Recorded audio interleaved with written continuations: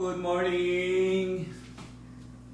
Today is Friday, so katatapos ko lang maligo. Then nakapag-bihis na rin ako going to work na. So welcome to my channel nga pala. So pinag-prepare na ako ng breakfast ng asawa ko to oatmeal. Everyday kasi ang breakfast ko is oatmeal. So hinahaloan ko siya ng slice na banana. Then bago ako kumain is umiinom muna ako ng ginger na mayroong warm water. So yan, naka-prepare na rin ang baon ko. So kasi work from home si Mrs. ngayon. So bali ako lang ang papasok sa downtown.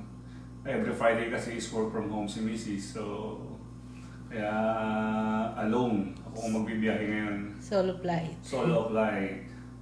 So, pag Friday naman is mas mabilis naman ang biyahe kasi Walang hindi ganong traffic. Tsaka walang ganong sasakyan. Oo, walang ganong sasakyan. So, ganun lang everyday ang buhay.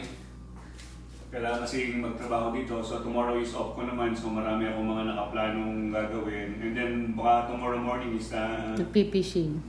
mag-fishing ako. Kung doon kami magpupubis sa park sa may Pickering Beach. So yun, namimiss ko na kasi yung lugar eh. Medyo parang pantagal stress.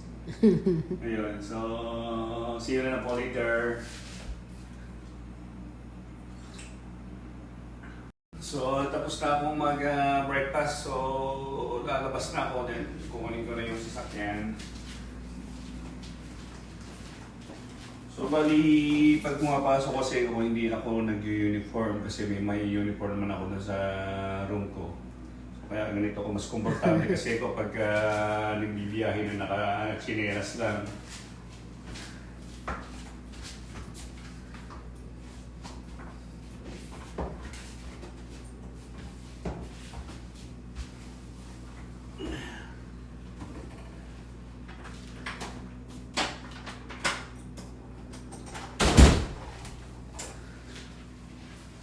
Good morning, Good morning, Canada!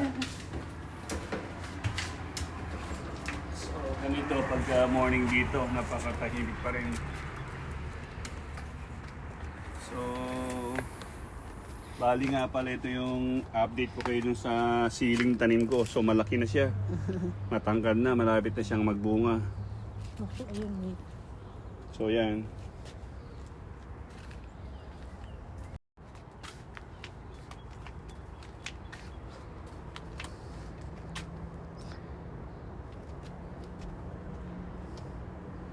So napakaganda ng panahon ngayon, sunny. Hopefully na hindi naman ganun kainit.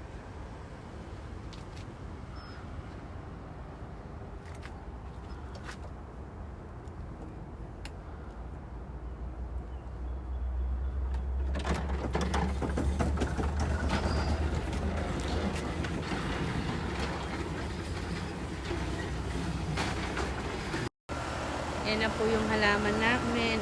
Yung mga vegetable. Malalaki na sila.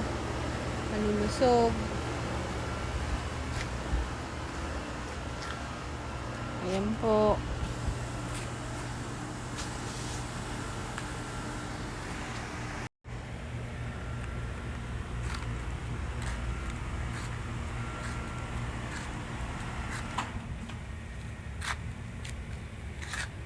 Pwede na pong pitasin.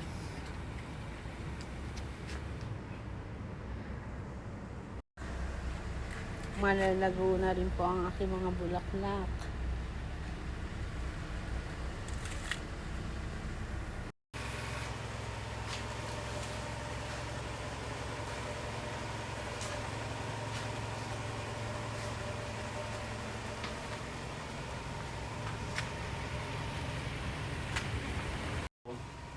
So mag-goodbye kiss muna ako kay Mrs.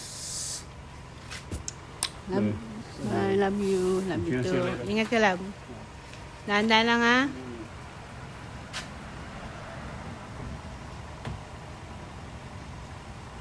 See you this afternoon. I keep you calling and Messaging. texting.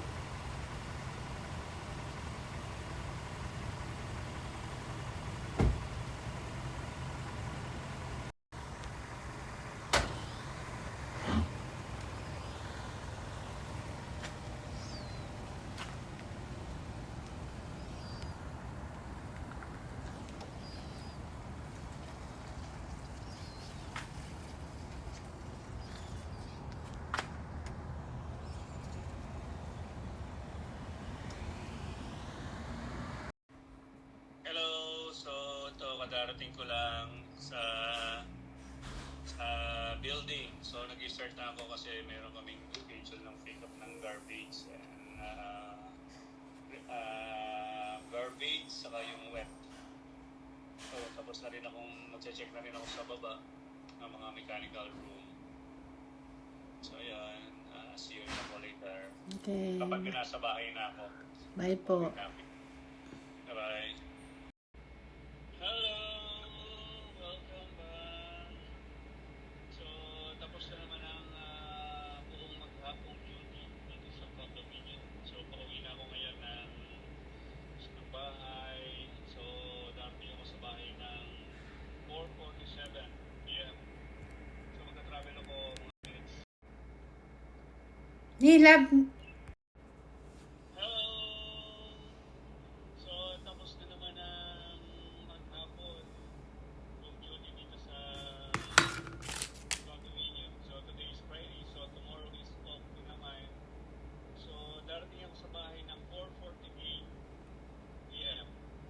So, bali magka-travel ako ng 56 minutes, 23 kilometers mula dito sa Toronto to Pittsfield, sa Scarborough. So, see you na po later. Okay, bye. Love you. Bye, love you, love. Hello, kadarating ko lang galing sa trabaho. So yun, nagpalit na ako agad ng Damit. gamit ko. Then nagluto ako ng merienda namin ni Mrs. Nagluto ako ng tongkotso ramen. Habang ako naman Habang nagtatrabaho kasi pa rin. si Mrs. kasi ngayon is nag-overtime until 6. So nag-start siya ng 10 until No. 6. No, yun, No, nag-overtime ka, di ba? Yeah, overtime start 7:30. 7:30. So, nag-overtime sa 1.5 hour? 2 hours. 2 hours. So, matatapos pa siya ng 6 kasi work from home nga siya pag Friday, di ba? So, yun, nakapag-merienda na kami, nagluto ako ng tongkotso ramen. So, yun, after nito naman is, Pipick-upin namin yung ipikapin namin yung maintenance mo. maintenance ko sa Shoppers, dito sa main drug mart, dito sa Kennedy. So, mamaya na lang ulit update namin kayo.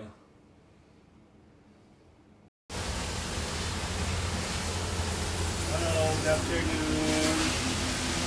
So, nagdidilig muna ako din. Pupunta tayo sa Shoppers, para pikapin yung mo. So, update ko nga pala kayo sa mga tanim kong gulay. Dahan-dahan. Nalagyan mo naman. So, ito na yung mga sili, talong, kamatis. So, yan. So, malalago na sila. So, itong kamatis natin, nag-start na magbunga. Ay, may bunga na oh. Oo. Nagbubunga na siya. No, there is. Right there. There is? Here. O, yan. Meron na siyang bunga.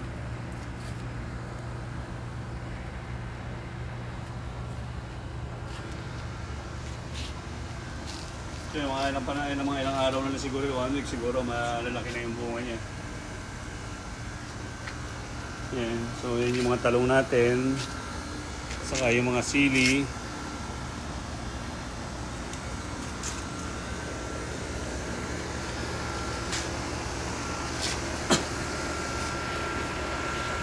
So, yung peche natin is mga pal na rin. So, yung peche pwede nang panghalo sa isda o sa karne o sa pork.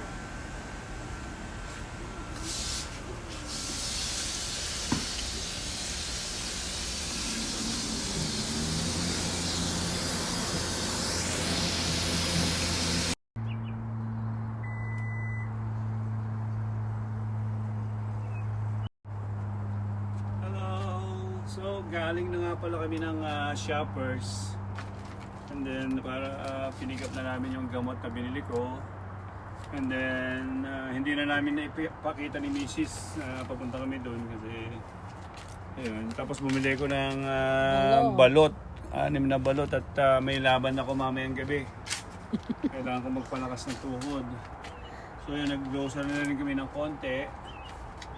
Para bukas is may lulutuin kami para hindi na tayo lalabas bukas or lalabas pa rin tayo. Lalabas pa rin. So, punta kasi kami bukas ng umaga sa Pickering doon kami Oo. sa beach. Magano ka pala ng ano mamaya, warm. Oo, kukuha nga pala ako Papabula ka ng oo. sabon. Kuha ako ng mga uod mamaya na pampain ko para bukas ng umaga. Kasi doon kami magko-coffee. Breakfast. Hanggang kami gigising and then para doon kami mag-walking and then magpipising, Pahinga. pahinga, konting date. So yun lang, ganun lang ang kaligayahan namin dito sa Canada. So magluluto naman ako ng dinner namin. Bala ko magluto ng Liempo. piniritong liempo, saka nilagang okra, saka nilagang watercress. So samahan niyo ako magluto.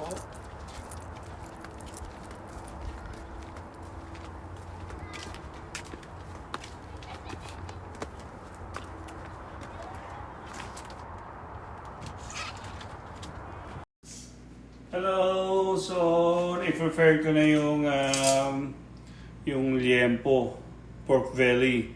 So, na-marinate ko na rin siya sa bawang, bawang, konting seasoning, soy sauce, and then garlic powder.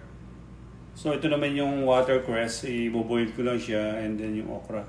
So, bali ito yung magiging dinner namin. And then, ano bang dipping sa atin dito?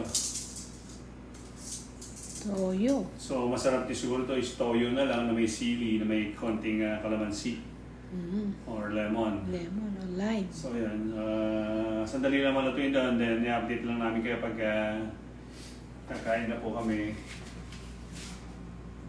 So, ito na.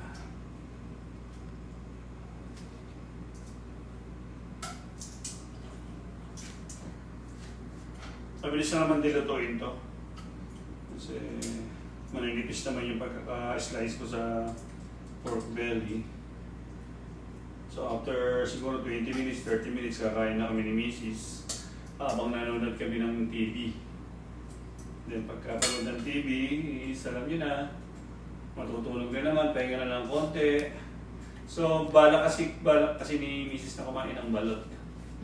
Mayroon kasi kaming balot na binili. So yung plano niyang kumain ng balot. Supposed to be ako sana yung kakain ng balot para may lakas ako, baka may laban mamaya. Sige, update ko na lang po ulit kayo mamaya.